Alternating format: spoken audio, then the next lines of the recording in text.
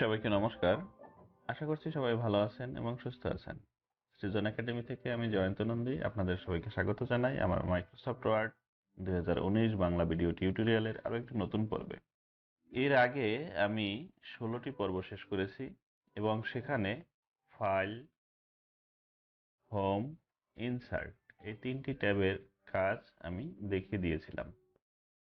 আজকে 17 নম্বর পর্ব এবং এই 17 নম্বর পর্বে আমি ডিজাইন ট্যাব নিয়ে আলোচনা করব। ডিজাইন ট্যাব নিয়ে আলোচনা করতে গিয়ে এখানে আসলে খুব বেশি কিছু আলোচনা করার কিছু নেই। আহ, আজকে ডিজাইন ট্যাবের প্রথম পর্ব। তো এই পর্বে আমি শুধু থিমস, কালার, ফন্টস এই পুরো বিষয়টি নিয়ে আলোচনা করব এবং আরেকটি পর্ব হবে সেখানে আমি ওয়াটারমার্ক এবং পেজ কালার, পেজ বর্ডার এই অপশনটি নিয়ে আলোচনা করে দেব। তো বন্ধুরা, চলুন শুরু করি আজকে আমরা ডিজাইন ট্যাব নিয়ে প্রথম পর্বের আলোচনা।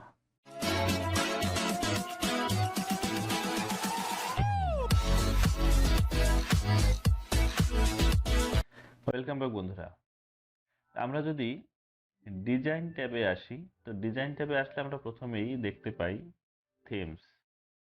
তো থিমস এই অপশনটি ড্রপ ডাউন যে অ্যারোটি আছে, অ্যারোতে আমরা যদি ক্লিক করি সেখানে দেখুন কিছু প্রিসেট দেয়া আছে।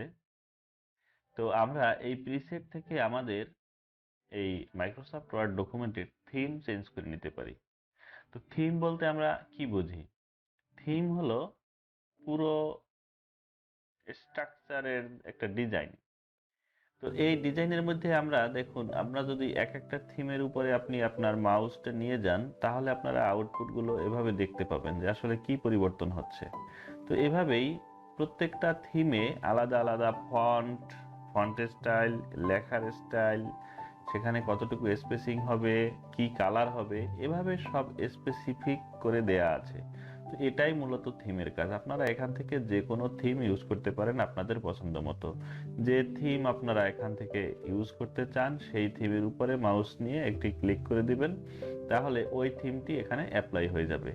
তো এই এতটুকুই কাজ এই থিম অপশনটির।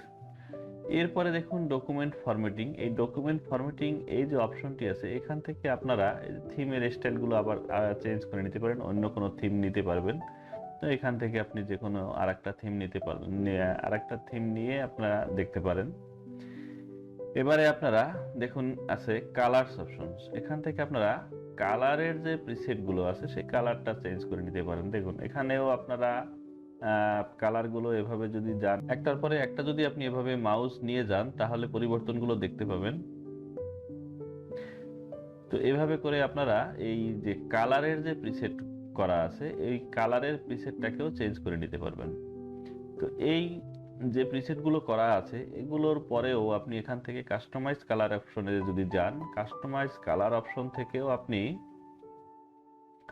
কালার নিজের পছন্দ মতো চেঞ্জ করে নিতে পারেন। এই যে দেখুন এখানে সবগুলো কালারের অপশন দেয়া আছে। এখান থেকে আপনারা কালার পরিবর্তন করে করে যে কালারটি নিতে চান, যেভাবে আপনারা করতে চান সেভাবে এখান থেকে নিয়ে করতে পারবেন। এভাবে কালার চেঞ্জ করার পরে আপনারা সেভ বাটনে যদি ক্লিক করেন তাহলে আপনার যে কালার অপশনটি আপনি সিলেক্ট করেছেন সেই অপশনটি কিন্তু এখানে অ্যাপ্লাই হয়ে যাবে।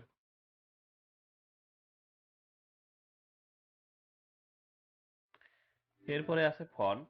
তো ফন্ট অপশনটিতে যদি আপনি যান, দেখুন ফন্টও আপনি এখান থেকে চেঞ্জ করে নিতে পারবেন। এখানে আপনার ইনস্টল করা বেশ কিছু ফন্ট এখানে পাবেন।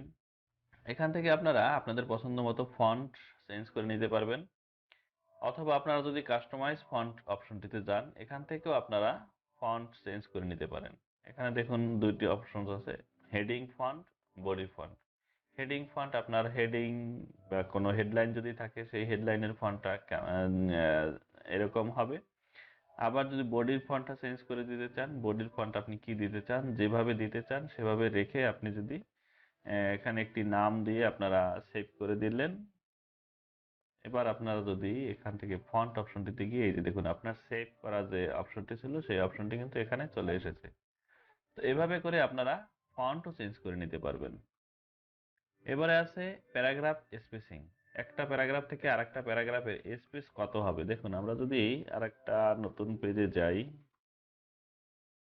এখানে দেখুন কয়েকটা প্যারাগ্রাফ কিন্তু আছে। তো এই প্যারাগ্রাফটি এখানে আমরা যদি একটু দেখি, তো এটি হলো ডিফল্ট।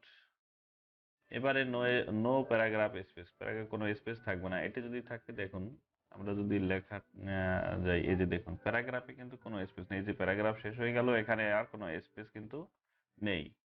তো এরপরে আমরা যদি পরের অপশনটিতে যাই, কম্প্যাক্ট, এখানে এই যে কিন্তু এইখানে প্যারাগ্রাফ শেষ, একটু স্পেস পড়লো। এবারে আমরা যদি টাইটে যাই, তারপরে ওপেন আছে, এভাবে আপনারা দেখতে পারেন কাস্টম প্যারাগ্রাফ স্পেসিং। এখান থেকে আপনারা আপনাদের পছন্দ মতো এই যে অপশনগুলো আছে এগুলো চেঞ্জ করে জাস্ট ওকে প্রেস করবেন, তাহলে আপনারা আপনাদের পছন্দ মতো প্যারাগ্রাফ স্পেসিং দিতে পারবেন। ডিজাইন ট্যাবের মধ্যে এই যে ডকুমেন্ট ফরম্যাটিং অপশনটি আছে, এই ডকুমেন্ট ফরম্যাটিং অপশনটির মধ্যে আসলে দেখানোর মতো আর তেমন কিছু নেই, তাই এই অপশনটি নিয়ে আর বেশি কথা বললাম না। আমরা নেক্সট পর্বে ওয়াটারমার্ক এবং পেজ বর্ডার এই অপশনটি দিয়ে দেখব। এই অপশনগুলো দেখে আমরা ডিজাইন ট্যাবটি শেষ করে দেব।